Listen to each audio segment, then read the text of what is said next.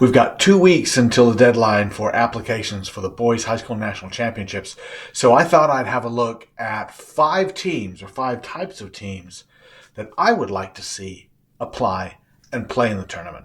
All right, before we get into all of that, just wanted to thank our Patreon patrons and our anonymous patrons for supporting Golf Rugby Report. And also thank anybody who sent me some of this stuff for our backdrop.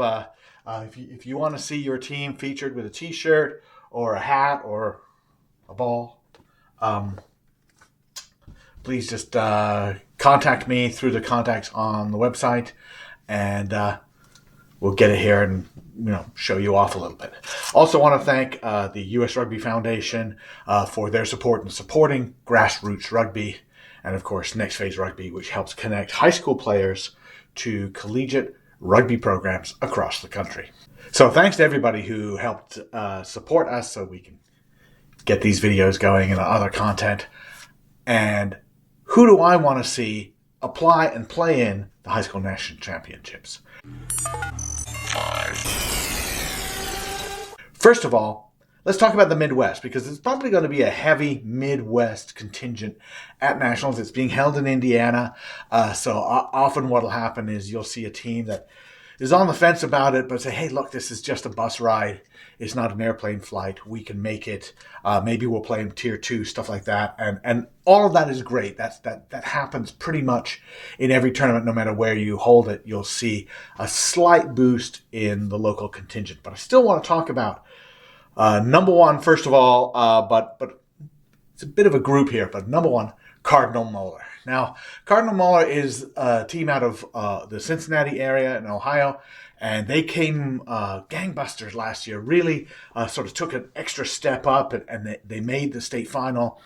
And even though they graduated a couple of key players, it's interesting to note that a couple of players that graduated, Tony Mock at Bowling Green, and Luke Misla at Ohio State, and were starting for their teams. And these weren't like teams that were desperate for players. Ohio State ended up winning the Big Ten, and Bowling Green ended up winning the MAC and playing in a final against Tennessee for really the title of the best club D1AA team in the country. And so pretty impressive stuff in terms of measuring the kinds of rugby players they're producing. They still return a number of excellent rugby players. And so Cardinal Moeller, I think would compete extremely well. But not just them. I mean, we're looking at sort of upcoming, also from sort of the same area, St. Xavier, Cincinnati, might be a team that we would look at. And also more locally to the tournament in Elkhart, Indiana, would be Pendleton. And Pendleton is definitely a team that I think would do well. Try it in Tier 2, see what happens. But Tier 2 is highly, highly competitive, and I'd like to see them in. 4. The next group. Well, it's the new, not an up-and-comer, but the new team that's already put in a couple of big results so far this season. New Orleans Jesuit.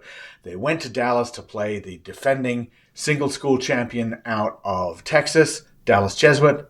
Beat them pretty convincingly. Then they go and play Brother Martin, the defending Louisiana champion. Beat them pretty convincingly. They stay healthy. They're possibly one of the best, or at least one of the better single school teams in the entire nation. And Louisiana teams, while they've traveled a little bit for tournaments, their select sides have often traveled pretty well for things like the Rocky Mountain Challenge, which is back, by the way. We haven't seen them go to nationals, and I think when you look at teams like Phoenix Alpharetta and how they've sort of moved forward in their performances as they go there, I think getting out of their state and competing there, I would encourage it. I think they do great. 3. The next team, really kind of a group, would be just basically the state of Colorado. I was thinking about Regis Jesuit, and I was thinking, well, Jesuit, what about East High School? What about Palmer? What about Monarch? What about the club teams like PAC?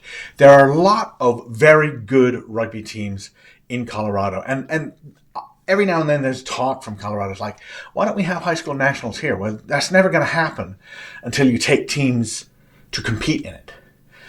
That's the same situation that was going on with Texas. They saw Woodlands start to come in, right? Woodlands competed very well last year, and Texas now is thinking, well, maybe we want to host it sometime. Yeah, but you got to compete in it. And yes, the timing is weird. And yes, when are your state playoffs and things like that? And how do you balance that out? I totally get it. But I would love to see one of these top Colorado teams make the trip, again, to see where they stand. How good are they? And you got to get out of your state to do it. I think they do pretty well. I think they would do well in the club tier 1, in the single school tier 1, certainly in tier 2. You see 1 or 2 teams go in there, they perform at a high level. 2. Next up, back to the Midwest, and this is a different kind of Midwest. Green Bay, Eagan. We're looking at the cold weather states, and it's been an ongoing thing. In fact, really, along with Colorado, Minnesota was one of the states that sort of pushed for a different look at national championships and opting out of qualifying for national championships back when they had qualifications instead of the application process. And it was really saying, hey, look, we don't even start playing until April. Our season goes into June. It's like, what I say to that, and what a lot of other regions have said to that is, fine, that's great.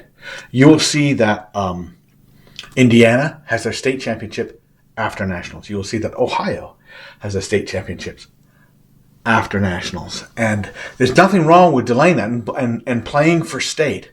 But we know that there are good teams. Eagan has produced some excellent teams. Edina produced some excellent teams. The upcoming Green Bay out of Wisconsin, state champions, and an exciting program that we'd like to see more of, and maybe even the teams from Michigan as well. But I was looking more at the club level as opposed to single school. I don't want to be talking about single school the whole time. But I would love to see those teams take a break from their season. They'll be right in the middle of their season, really, and try themselves out at a tournament they can get to very easily.